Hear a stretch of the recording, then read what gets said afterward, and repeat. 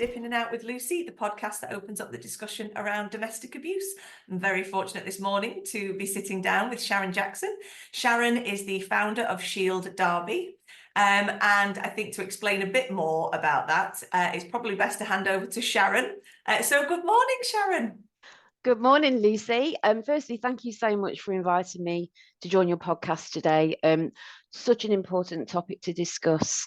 So as you say, I'm Sharon Jackson. I am the founder of Shield Derby, and I'm a social worker by trade, so currently practicing as an independent social worker, and I run a training and consultancy company in relation to supporting professionals around anything to do with child protection, basically. And that covers lots of subject areas. The main subject areas for me are around child sexual abuse, trauma, child sexual exploitation, criminal exploitation, anything to do with kind of youth justice and things like that, and also elements of harm and much more around domestic violence and things like that. So my focus is always the children, but not ignoring the families and the wider communities and everybody that plays a part in protecting children. So in a nutshell, that's what I do. I train, I do supervision, and practice education is something that I'm just beginning to do now with the university local to me. And yeah, thoroughly enjoying what I do, really passionate about the work that I do. Oh, that's amazing. And like you say, there's a lot in there. there's a lot to unpack in there, isn't there? And I think, you've just said something really important about the child, but looking at the wider aspect of it in terms of family, because obviously Absolutely. a child is part of the family, isn't it? And so often the child is overlooked. And I suppose in recent years, you'll know a lot better than I do, that the child was very much considered a witness in as opposed to a victim. Yeah. And we, when we think of the impact of abuse, of like you said, any of these aspects around a child, is it may not be that it's happened to the child directly, but if they're living in that environment, then it is going to have an impact on the child, isn't it? It does, absolutely. And I think if we're not careful, it's very easy to forget about the child because the focus is predominantly on the victim, be that male or female, predominantly female. But I won't dismiss the fact that it happens to men because it does, and we know that it does. But actually, where do the children fit into all of this? And and I'm really kind of pleased to hear that actually children are now counted, if you like, as a victim. So they do witness it, and they witness it sort of either directly, indirectly, but they're also victims of this crime as well. And the impact on them is absolutely devastating, and that plays out in many, many different forms. Yeah, I was just that's exactly what I was just thinking. We're on the same page. And very often, in schools now, I would imagine when a parent is concerned about their child, trying to get that support, because it could, I suppose, come across as the child acting in one way, maybe acting out, in another way, being very quiet and withdrawn and not wanting to kind of, get involved in school life or making friends. And that's where it is important, isn't it, that we get that support for children, because if we can support them from an early age and say, look, this behavior is not acceptable and you don't have to put up with it in an age appropriate way, then the child stands a better chance of having a happier life, a brighter future, than if nothing is done at all and it's just assumed, well, they're just quiet, they're just withdrawn, or they just like to act out. There's reasons, always a reason behind why a child does something, isn't there? Always. There is, absolutely. And as you quite rightly say, sometimes, they become hidden, they become lost, the forgotten child, everything is all silent. So, well, they must be all right because they're not making a fuss, or actually they're acting out in such a way that they're nothing but a trouble causer. So labels are put upon these children. And in actual fact, as you quite rightly say, there's always a reason for that behavior. Something there is underpinning that behavior. So, be curious, have that professional curiosity. What's going on for this child? Do you notice a change in that behavior of the child? Something not quite right when you get that gut feeling. I'm a great believer. If you have that gut feeling, follow it up, ask questions, explore it. Don't ignore it. It's the wrong thing to do. The right thing to do is to be brave and ask those courageous questions. In that, of course, as you quite rightly say, there has to be age appropriate. We have to make sure that we are there as supporting emotionally, practically in some cases, depending on what the situation is, and obviously making those necessary referrals and speaking to somebody if you've got concerns, rather than just thinking, oh, that child's a bit quiet today. perhaps it's just because they haven't done the homework in class and they're a bit worried about it. That could be a reason, but actually, what if it's not? So ask those questions, just look at your professional curiosity. And quite rightly, I think that the most important thing is for professionals, whether it's in school, anywhere really, if you've got contact with children in any kind of capacity, particularly around education, I would say, where you see children all the time, or maybe they go to, I don't know, a youth club or something like that. So you're seeing them quite regularly, wherever they are. You know, if you notice something, act upon it, but also have the training so it equips you. So you've got that knowledge and you've got that information, you've got some form of understanding. So if you think something's not quite right, you can go back to your training and think, well, actually, yeah, I did that. And it's made me think about this. So I wonder if there is something going on. So as I say, that knowledge, having that knowledge and that professional curiosity is really, really important, hand in hand, I would say. Oh God, definitely. And I think because a lot of the time, like you say, in terms of domestic abuse training, I know it's not that, I don't know, but I don't think it's compulsory, is it? So it's taken up by the school. That's my understanding.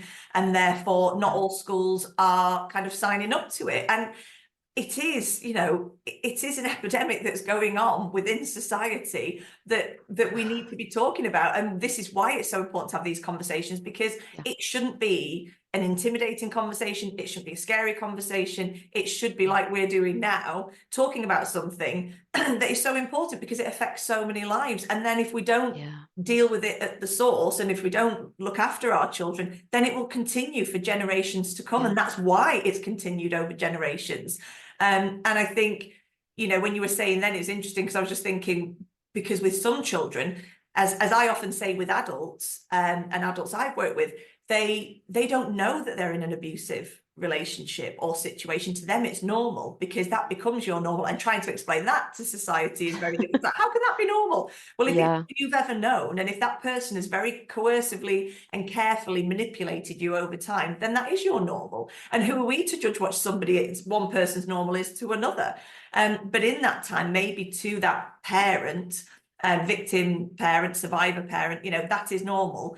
And that child has grown up thinking that's normal as well. And it's how we change that narrative, isn't it? And say, actually, it isn't, you know, and I think I've not done as much work, obviously, remotely as you have with children. But if I have had that contact with children, and they talk about loving the perpetrator parent, that's not the issue. You know, often for me, I think, well, of course they do. You know, people will say, why do they love the perpetrator parent? Because they're a child and they love both parents.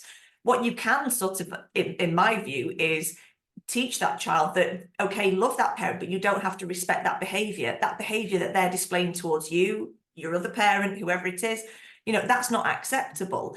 And that way, the child doesn't feel that they're being condemned for loving somebody that it comes naturally to them.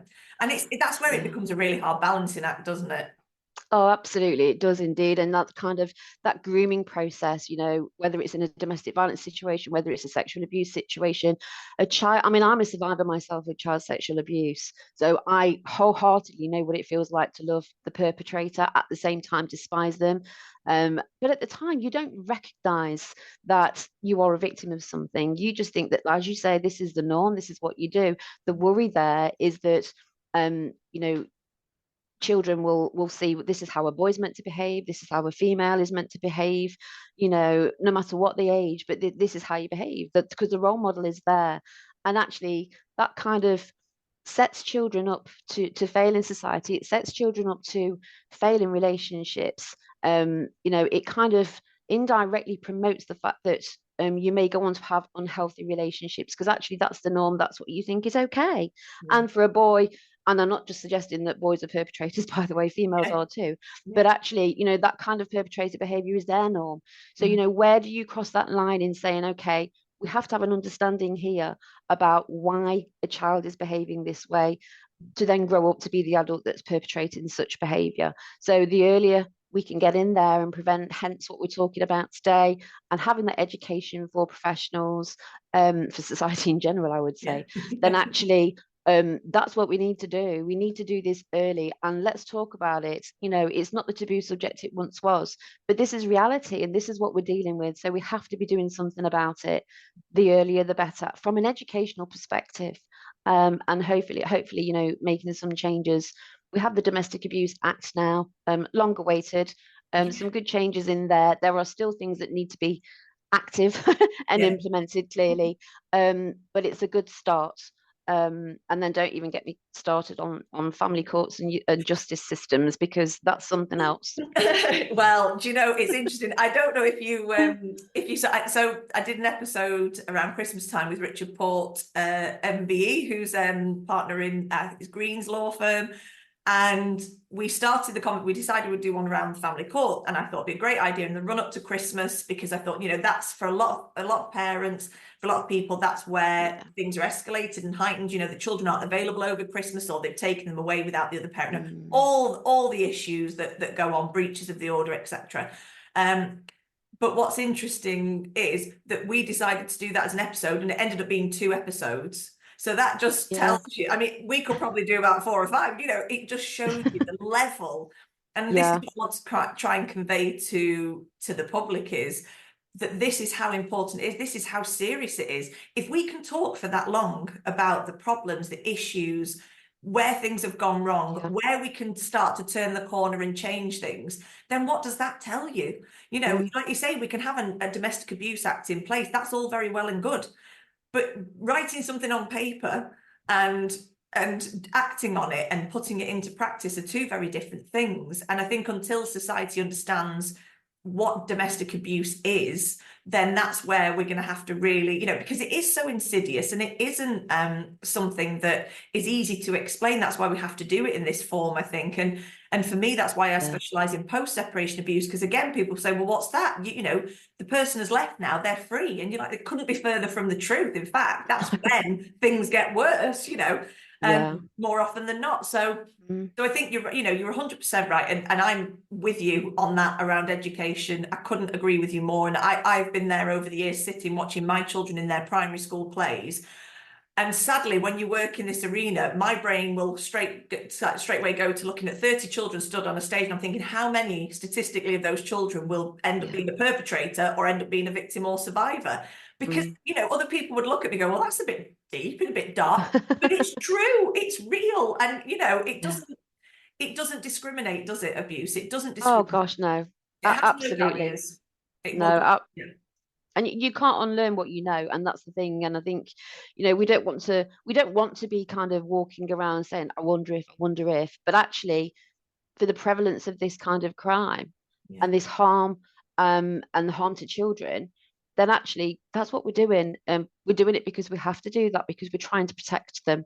And so yeah, it's trying to get the message across and support children, isn't it? That, and obviously, you know, the victim in this particular crime, but also kind of letting them know that it's okay to talk about it. Yes.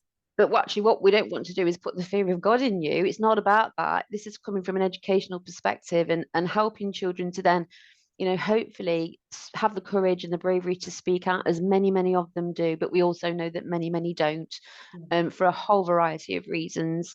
You know, and that's fair to say, you know, with the victim of the crime as well. You know, it's a huge thing. It's a huge undertaking to come out and disclose and say something, let alone manage that on a day-to-day basis as a victim. Um, and then if you put that into the mindset of a child and how they cope with that, and how that plays out, as we said a little bit earlier on, and how it manifests, it's just Yeah. most horrific thing to be able to try to cope and manage and deal with every day. Because, you know, children will feel different to other children potentially. You know, they'll say, why can't my life be like that? You know, or they go and visit a family home, for example. They're going for tea at the friend's house and they see a very happy family, Yeah. then they've got to go home to their home. They must be thinking, crikey, my family isn't like that. And that can make somebody feel very different. And we know when children start to feel different to other children, that can, as I say, play out in lots of different ways as well. So yeah, I think, it's a huge topic area, and I think it's definitely something that we need to talk about at the earliest opportunities, particularly for children. Definitely. Um, and making sure that this is something it's okay to talk about. It is okay to talk about it. It's not a hush hush. It's not a secret. You might have been told it is, but it's actually not. And letting people know that there are opportunities for them to speak to somebody that they trust. There are organisations and support services out there that they can contact, even anonymously if they wish to. But getting that help and support and just sounding things out sometimes is the way forward. But as I say, if we can get in there at the earliest opportunity to help these children, young people, then that's what we've got to do. You know what? I think people will think that people know I don't script any of this, because I think it's more important to have it as a conversation, as if somebody's going to listen or watch, grab, a cup of tea and be able to take things in and digest it. But I was when you were saying then, the first thing I thought to say to you, when we sort of finished that sort of section of talking about that, was to say, when it comes to children and support services, and you got in there and you were straight on it anyway. Like, she's done it. I don't need to say it. But that's something to me that I was going to try and sort of weave in, was around the support services. And I think, again, many families don't realise that support is out there, that there is group facilitation for their children. They can have a group, they can refer their children, they can have that group setting, and if that child then is identified as needing one-to-one support, it can lead on to more kind of, I wouldn't say intense support, but more, that one-to-one that's needed to get that in-depth, find out a bit more about what that child's experiencing.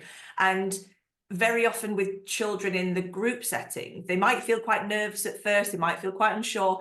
But again, for parents, if anybody's listening, these people are trained to support your child to know how to handle that situation, because it's the same in adult settings. Everybody's different. You'll find some people are quite talkative, some people are quite quiet, some people may not come for every session. It's down to the individual. But I think if a child can see, if they're sitting in that group setting and they know that they're not alone, like you've just said quite rightly so, about going to a friend's house for tea, realizing your life isn't like that, wishing that you could have this perfect life, but for all you know, that might not be a perfect life. But the child doesn't know that. In their mind, it's like, why have I got what I've got? Why have I ended up with the fuzzy end of the lollipop kind of thing? It's not fair. But when the child goes to that setting, and I've seen it myself, and it's incredible when over the weeks you see that child start to open up. It might only be something really minute. It might be the smallest little thing that they say that gives you hope, that they realize that they are not on their own, that they do have other people, their peers do understand, because they've not been in the same situation, but there's similarities, and that is hugely important, isn't it, for parents to know, even if you are unsure that you need that support, pick up that phone, send that email to the relevant service, ask the question. You're not going to be told, sorry, no, we can't help. It will be a case of, okay, well, what can we do about this? Where can we point this person? Where can we signpost them to? And that's the start, isn't it? And there's no shame. That's the biggest thing, isn't it? There is absolutely no shame in 100%. supporting your child and getting them the help they need. It doesn't mean you're a failure as a parent. It doesn't mean that any other parent is better than you are. Actually, it means that you're reading your child and knowing that that child needs that support. Yeah, absolutely 100% agree with everything you just said there. And, it is that kind of, actually, it's not a shameful thing. It's a responsible thing, in actual fact, what you're doing as a parent to help your child.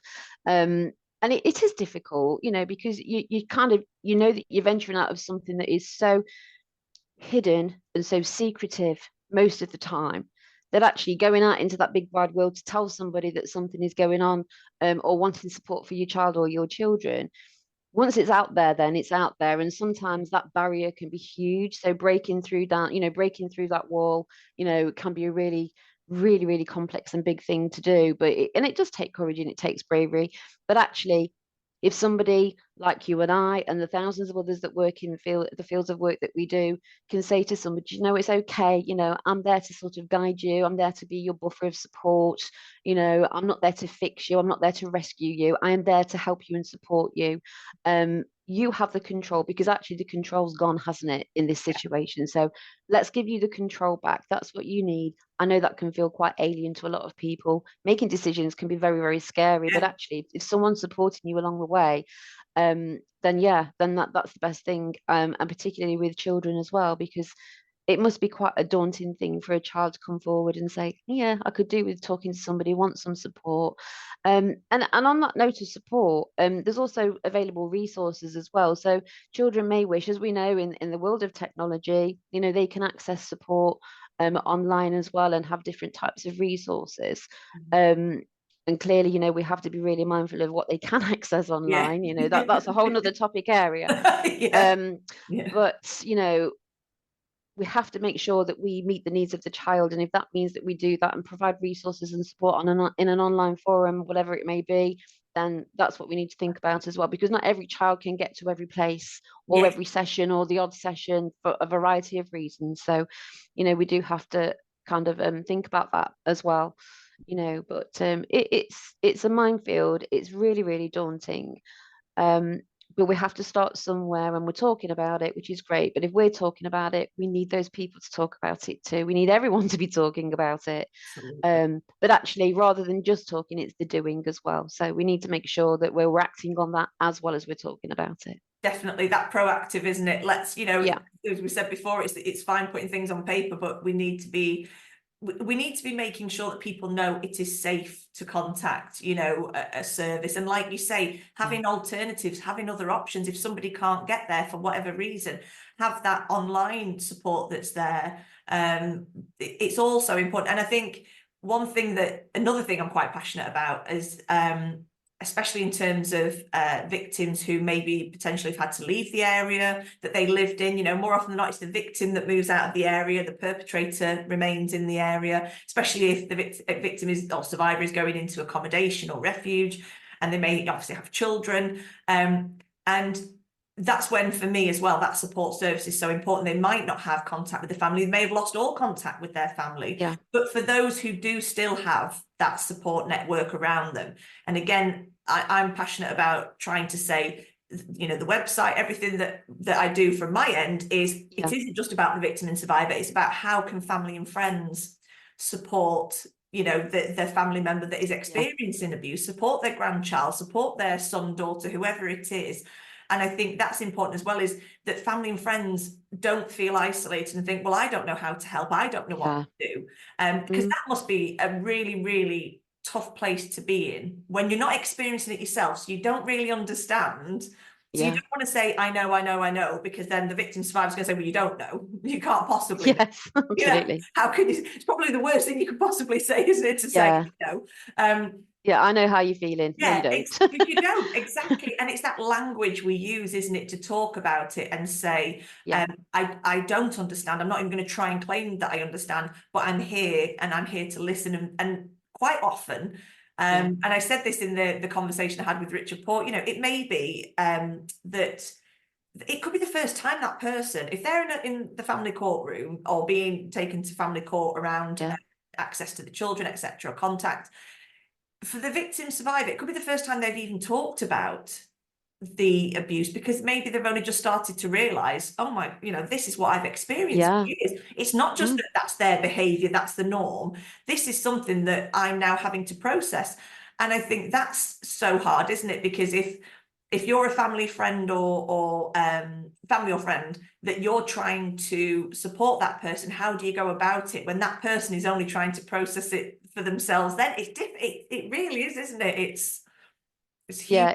It's really, really complex. And when I think about family, the wider family, there's one of respecting a victim survivor, Mm, depending on how they wish to view it. And again, language is so important, isn't it, in how we look at that? Do we say that, a victim actually is somebody who's experienced something so awful of domestic violence, coercion, control, sexual violence, whatever that may be? It depends on how the language works for them. And I think that's so important. But my point being that, for a family member, does the victim survivor, somebody who's experienced it, wants them to know? So that's one thing.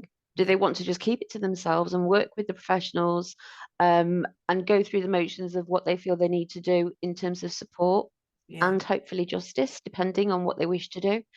Um, but the expectation that a family member or the family members should know is one of choice. yeah, But actually, then there is that kind of unnerving feeling. Actually, what happens if we tell somebody in the family mm, and they don't believe you because they've been groomed by the perpetrator themselves? Then you are then faced with something else. So that couldn't have happened. He or she's, they're so nice. they're No, I lovely, think I yeah, think you've got that wrong. They're lovely. And I've seen that. I've seen that. And again, that's hard work. mm, Quite rightly so, to be able to help somebody understand that no, actually, this is what happened. yeah, This actually is what happened. Um, and then I also think it's about having the responsibility, as we all know, has usually, most often, always sat with the victim, the survivor. You need to do this. Here is something you've got to sign to say you're going to do these actions to protect your children. Very, very victim blaming, and it's disgusting. But actually, what we need to be doing is also, alongside having responsibilities as a victim to your children, I understand that to a degree, then what we're doing with the perpetrators, where does their responsibility and accountability sit? Yeah. Because Yeah. because otherwise, we're, as you say, the victim, survivor, they're moving out. And I understand in an immediate danger situation, of course, that has to happen to protect them, to protect the children. But what about the perpetrator here? What's happening in that situation? Are they just free to come and go as they please and just wait potentially for a court hearing, and you can't have contact and that's it? But actually, the victim or the survivor has to have that responsibility. I must do this, and if I don't do this, Yeah. that's going to Always happen to falls me. on them. They, Yeah. they're gonna think really, really bad of me. They're gonna think I'm a bad mom because I'm not protecting my children. But it's so complex that actually people need to have a really, really good understanding of what this is about. And I remember being in a meeting probably a year or so ago now, sat around the table, mum was there, children were in school, and the actual, I mean, I'm a social worker myself, but an actual social worker said, well, why don't you just leave him? And I was mortified. I just couldn't believe that these words came out of this professional's mouth. I'm like, what are you saying here? And the victim's face was a picture, and she had to leave. She had to leave. I mean, that is just horrendous. So we need to be moving away from attitudes and values such as that. And I think for me, that lack of understanding, that lack of education, that lack of knowledge, that lack of training, perhaps that social worker didn't have as much as perhaps she should have or could have had. I'm hoping so anyway. And actually went away and thought, need to learn from that. Yeah. But but we can't put that responsibility on a victim or a survivor, and we shouldn't be doing that. That is victim blaming 100%, and it has to stop. And that sits with us as professionals to say, no, no, no, no. You don't behave that way. You don't do that. That is as harmful as a perpetrator in my eyes, and that's just my opinion. No, I'm 100% behind you on that, and I totally agree. And I think that's where, it reinforces for the victim that feeling of shame and blame. So, it's a professional telling them it's your fault. You're still there. You haven't left. Absolutely. As opposed to actually finding out and digging a bit deeper and find out that person probably doesn't have access to their own finances. They may not have, their name might not be on the mortgage. It might be all within the partnership. It might be a million other reasons that person can't leave. And it is that complex. And this is where the training, like you say, for professionals, anyone who comes into contact with somebody that says, I am the victim or survivor of domestic abuse, this is my background, this is what I'm trying to tell you about my experience, then that should be taken seriously, and that should be taken to the point where, okay, well, let's unpack that then, let's have that conversation, as opposed to just, it is always, you're right, it is always, the onus is always on the victim to deal with everything, whilst they're dealing with the 50,000 other plates that are spinning. They're also expected to constantly be the one organising everything, sorting everything out, while dealing with the perpetrator at the same time. If it's post-separation abuse, they've still got all that going on in the background. And because perpetrators are so manipulative, because they are so coercive, they will happily openly lie to anybody. It doesn't matter. The sad thing is, if you're a decent human being, you wouldn't think of lying to a professional, would you? But a perpetrator will have no qualms in saying that never happened. No, I didn't do that. Yeah, absolutely. It's either that they're lying or they believe that they're not doing anything wrong, because to them their behavior is normal. And that's again where it gets so complicated, isn't it?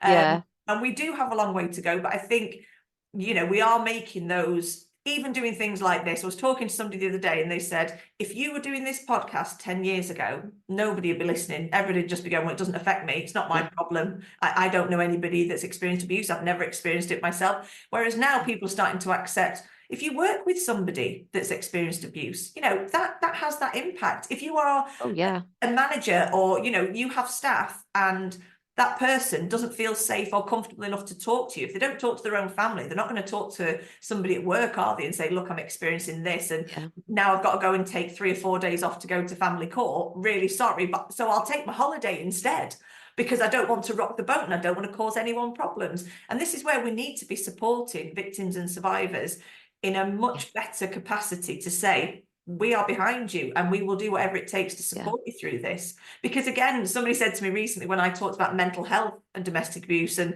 they said, oh, I never thought of the two in the same sentence. And I was sort of going, how can you not? How can you not see those two things as being entangled, entwined? You know, of course they are. Because if somebody has lived in a situation where their reality has been altered by the perpetrator, then they come out, if they're fortunate enough to come out of that situation, then they have to start unpacking the fact that, okay, so that wasn't normal, that wasn't real.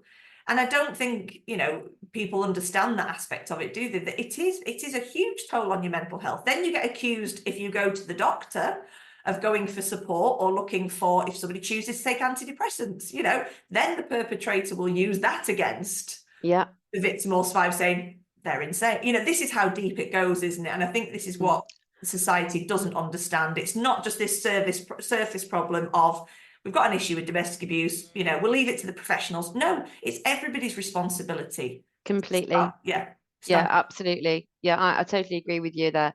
And, you know, it is that kind of the attitudes and values of society in general, but the expectation of a professional is that they should have that understanding, especially if they are a social worker, if they are somebody that's working in the family court, as somebody working in a criminal court, you know, to have that understanding. And I do think that there should be kind of specialist knowledge and understanding, training for judges particularly as well, and magistrates, to have that understanding of what domestic abuse and violence and coercion and control is actually about, because the coercion and the control element of that, and the emotional and the psychological damage and harm it causes to people is absolutely horrific.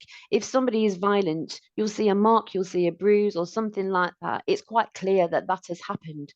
But actually, when you look at it on a deeper level, no, it could be that and all of that. So, you know, there has to be much, much better understanding for people that are making decisions about people's lives, and making decisions about criminal justice and sentencing and things like that, but also thinking about the children and thinking about how this works in terms of child contact. Should they have contact with said person, especially if they've got PR, you know, should they be having contact? Should it actually be a no contact order? I've dealt with a situation recently whereby it was a no contact order. The mum was so violent that actually it was too damaging and harmful for the child. Now, in that situation, you're not only dealing with, well, let's say, for example, a child has contact with perpetrator that hasn't harmed the children directly, but we all know they've been harmed. But actually, they're having this child contact, so you're managing that in some capacity, and that's got to be very difficult for a child, knowing that their parent, or you know, whoever it may be, is in custody and they're having contact, or maybe they're not in custody and they're still having contact under supervision. So that's one way of managing that and how you manage that. But what if there is no contact order in place? And what if that child wants to see their parent, their carer, whoever it may be, but actually they can't because there's no contact order? How do we then manage the impact of that again on the child? Because the child will feel abandoned. Well, my dad or whoever, well, they don't want to know. So how do you explain that age appropriately to a child to help them understand that A, it's not their fault, it's not that they're not wanted, but actually what it's about is said person's behavior, you know? So it isn't just a case of, oh, this is a situation, yes, this has happened to you, this person may or may not go to prison and may have a fine, whatever the justice may be. But actually the person may not want to report. That's their right, that's their choice. Where does the child fit? Where do the children fit in all of this and the impact on them? Because it's immense. It's it goes far, far deeper than just, not just, that's a horrible thing to say. It's far, far deeper than the mum or the dad or whoever has experienced that violence and harm. It's the children too. And it's a minefield. It's an absolute minefield. Yeah, and that's why we need to have these conversations so that you know, society, when I always say society, but part of society are the social workers, are the judges, are the CAFCAS officers, you know, all the first response team, everybody that's out there, they are all part of society as well. And it's that responsibility, isn't it, to say, I don't want to be able to put my head on the pillow at night thinking, if I was unsure about something, that I didn't do my due diligence, do my best, try my hardest to make sure that I got to the bottom of that situation, instead of just saying, Absolutely. well, the law only allows for X, Y, and Z. That's the process, that's the protocol, that's how we stick to things, that's the policy. You know, we don't cover these things in that policy. And that to me is where so many children are being abandoned, really, you know, abandoned by the system, because they aren't being considered. You know, it's all very much, and I always find that really interesting, you know, in terms of it's the wishes and feelings of the child when we talk about, say, for example, the family court system. But how often is the child's wishes and feelings taken into consideration? You know, and that's the difficulty for me. And nobody is saying that a child shouldn't have, you know, access to speaking to both parents or contact with both, depending on the situation, obviously. But if we don't educate people about this, then nothing is going to change. You know, we're going to be in the same situation years from now, where people are just saying things like that to a victim, saying, well, why don't you just leave? Yeah, absolutely. It's shocking, and just listening to you talking there is just taking me back to a situation I recall whereby parents had separated. In this case, dad was the perpetrator, very, very violent and physically, sexually, and everything else you can think of. And because the child was so troubled, and this is another example of impact here, that the child's behavior was violent. The child was 10, so age of criminality. Again, also a worry. And actually, the child had made allegations against mum, that mum had done said things violently. Mum hadn't. But this was part and parcel of, as it later kind of was understood, that this child was behaving in such a way, making allegations because he wanted to be like his dad. And in terms of identity, you can really, really understand all of that. So the child clearly needed help and support, and is receiving that now, thankfully. But in that particular moment, the child was at school, the child was taken from school and placed with dad, who's got PR, but because dad had PR, that's the decision that they took, to place son with dad, who was violent, very, very violent, and lots of inappropriate associations, let's say.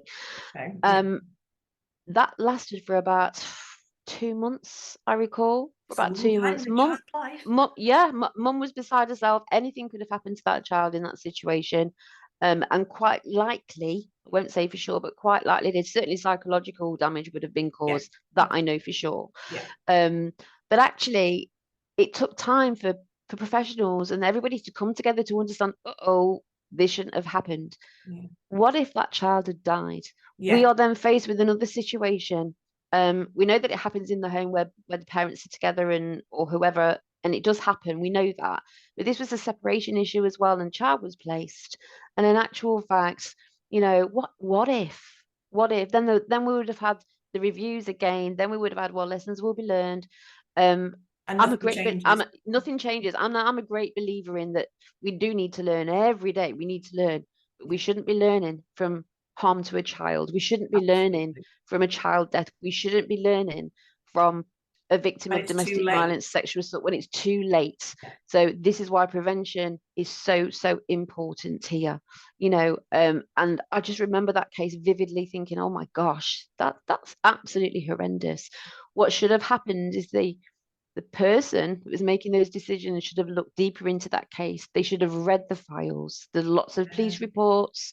They should have read the file, but no, because it was a Friday, and it was a Friday. Not saying that that's the issue. You know, that's cropped up before now, you know. But it was a Friday. Child was taken place with dad because dad had PR. You know, that doesn't mean just because you've got PR, you're not violent. Doesn't mean that you're not an abuser because you've got PR. But that's literally how it was. So, and as you can imagine, there was a lot of work to do with mum in that situation. Absolutely traumatized, beside herself. And you know, and thank you for sharing that, because that is one example, like you say, of thousands and thousands of examples. And it's a brilliant example because it's a terrible example, but a brilliant example in the sense of where things are going wrong. But again, you know, something that I've noticed over the years is we expect, or professionals expect, a victim or survivor to come forward, speak out, speak their truth. What happens when during that multi-agencies involved, etc., that person, i.e. in this instance the mom, is let down so badly? How is she ever going to trust the system again?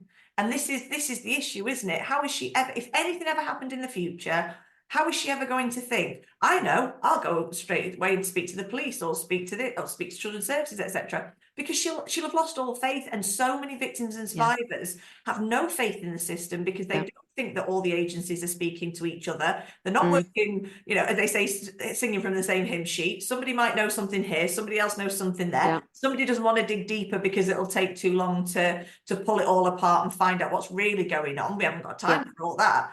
And in the meantime, you know, these systems that were set up to protect the innocent are the ones that are actually causing the harm on many occasions. It's devastating. It really, really is. It's failing people. And I think in this particular case, Mum did say she would never talk to a professional again. I will never disclose. I will never report to. But she had a very poor experience actually with the police, sadly. And in her words, the person from the police that dealt with her situation way back, probably 5 or 6 years ago or so now, when she first made that report, which takes huge courage and bravery to do that, you know, everything's coming out. It's the most horrendous thing to go through. And in her words, he was as bad, because she had a male officer that was dealing with it. He was as bad as the perpetrator, if not worse. She said he was very misogynistic, very, in her words, anti-female. She just felt that from the get-go. And she said it from the start, this is going to go nowhere. He's not very nice. He doesn't believe me. So all of those kinds of things in that situation. And we see it and we hear it. And this is, again, about people as professionals really understanding what this is about. And if you have a poor attitude around, or you have values that don't wish to believe that this kind of thing is happening, then you shouldn't be doing this job. Move on and go and work somewhere else and do something else. You know, it needs the people that care. It needs the people that are passionate to do this type of work. And if you're not that person, or you're not cut out for it for whatever reason, and you've tried this particular role in supporting people in such devastating situations, if this isn't for you, take the responsibility to say, this is not for me. I'm not move on and do something else, because if not, we're failing people. And it's appalling, and it's wrong. And I've seen the fallout. I've seen the impact. You've seen it firsthand. Exactly. And I've seen it. That must be so frustrating as well, because you know, you're in it for 100% the right reasons. You want to see those changes. You're doing your best to help people. And although I don't know you very well, I feel like I know you well enough to know that you would go that extra mile. You know, you would 100%. You know, you would stay that extra hour in the evening to say, okay, I need to find out what's going on here. 100%, I can guarantee that's your character. And I'm not saying everybody has to work around the clock 24/7. But we do, though, don't we? That's it. And it's that. And it is a vocation. It is something. If you are so passionate and so willing to see the right thing done, then you will do whatever it takes, and not go in there with this unconscious bias of looking at somebody and saying, she's a female, she's a this, he's a male, whatever the situation is, and having that unconscious bias of saying, here we go again. And, you know, I did an episode, oh gosh, last year with Tracy Bradford, who is a professor in policing. And she was talking about, you know, when she was a police officer years ago, there was no such thing as kind of domestic abuse advisors, or in terms of within the police, or anyone really understanding it. And she was talking about, you know, how they call it, oh, got a call, it's a domestic, and nobody would want to move. She said nobody would want to go out the seats. They just be like, domestic. And that culture doesn't seem to have changed. No, it's just a domestic. Oh well, it's a civil matter. It's not our problem. It's, you know, you just there's a fallout. Put them in separate rooms. They'll calm down, and then everything will be fine. We'll walk away and leave it all behind. It's behind closed doors. Not our worry. Not filtered out into the public. So it's not our worry. It's not our worry. And we're done. But what I will say is, whilst I've spoken quite negatively, there are some fantastic professionals, many fantastic professionals, and people are getting support. There are some that are getting the most fantastic support in such dire situations. So I do think it's fair just to acknowledge that some Yeah. people are receiving good support. They have had, for want of a better word, a positive experience when making Yeah. reports. So it's not all doom and gloom in that sense. And I just really wanted to echo that, because I just thought I've spoken so negatively, but quite rightly so, because if we don't pull out the negatives, then we're not going to create change. If we only focused on the positives, then what, we won't be doing this, would we? We wouldn't be sitting here having No, a conversation if exactly. everything was working well. But exactly, you're right. There are always going to be people that want to do the right thing, and they Yeah. shouldn't be overshadowed by the people that don't have the right kind of characteristics or kind of job and love of the job. They're the ones that obviously are an issue, sadly. But you're right, there are many, many professionals out there, and there are many, many people that are getting that support that they need. And then you will end up finding that the ones, sometimes, not every time, but sometimes the ones that do get the right support then want to go on and volunteer for the local charity, or work Yeah, for the charity, absolutely. or join the police, or do whatever it is, because they've had that positive experience. They want to give back, for want of a better Yeah, term, because that gets very overused, but they want to true. never see somebody else be in the position that they were in. Yeah, There are people who have that, like yourself. What you do is incredible, and you've had to experience something that I can't even imagine, and yet you've chosen to dedicate your life to doing something to help other people. And that to me is, I can't even take my hat off to you. I'd have to stand, I'd have to, I don't know, put you on a very high pedestal, and that's not even enough still. But it's incredible, because you could have just said, actually, no, that's not for me. I've had my own experience, and I can't even face the thought of, because that will obviously, for your, well, somebody said to me the day, it was Carrie Bauer, and I went yeah, on her podcast, and we were chatting afterwards, and she said, we talk about the fact of, I will always say moving forward. I never say moving on, because I think, again, it does that disservice to victims and survivors. Is you don't move on. It's not like done and dusted. That's it. It's another chapter of your life. Forget that chapter. We're now. oh yeah. It is something that will stay with you, but it's how you then choose to use what you've Yeah, learned, very sadly, from those experiences, and then turn that into something that is going to enact change for other people. And yeah, that to me is the massively. moving forward. And I tell you what, you're moving at a rocket's pace the way you help people. It's amazing. It's incredible. Well, We're very lucky to have people like you in the world, definitely. oh, bless you. Well, that's really kind to say, but for True. me, it is my passion. Um, Anything to do with trauma, children's mental health, as I said at the very beginning, child sexual abuse, exploitation, domestic violence, where children are concerned. If I can help now in the work that I do with professionals, then that's now where I'm at. I've come from the front line. I've had my own lived experience, and I've learned so much throughout my career and my journey so far. So now I feel really privileged, actually, to be able to say, do you know what? This is what I know, and I'm still learning. I learn every day. Every single day I learn something. I'm always researching. I never stop, actually. I'm always learning something. I'm always doing some other training myself, because it's important that you have that knowledge and understanding. But for me now to be able to impart that to and for professionals, with professionals in their practice that can make a difference in people's lives, for Mm. me that's like winning the lottery. Yeah. So that's why I do what I do, to create change and to help children and families keep and feel safe, be healthy, and all of those things that we talk about in social work. But actually, that's the reality. It's child protection, and that's just my passion. That's what I do. And I thank God love what for I do. people like you, honestly. And I couldn't have summed it up any better myself. I really couldn't. And I really hope people do take a lot away from this episode, because there is so much there. And again, we use terms like child protection, people panic. It's the same as saying domestic abuse, people panic. Yeah, they do. They're fearful. Yeah, But actually, with people like you doing the work that you do, and that you're the proof that there are professionals who are doing the right thing, in it for the right reasons, wanting to make a difference. So hopefully this episode will resound with people and say, okay, so not every professional is inept, I think is the most polite way I can put it. So I don't like to try and swear on the podcast if I can help it. But yes, I think with people like you out there, then that does give us hope for the future. And I think that's a perfect note to end on. well, thank you for having me. Oh, It's thank been an you. absolute pleasure to talk about something that is so horrific. And if this helps in any way, yeah, then I'm glad my time has been worth it today and speaking with you. So yeah, That's thank it. you for having me. No, absolutely. Thank you. Thank you so much, Sharon. And I'll speak to you soon. You will. Thank you. Bye. Where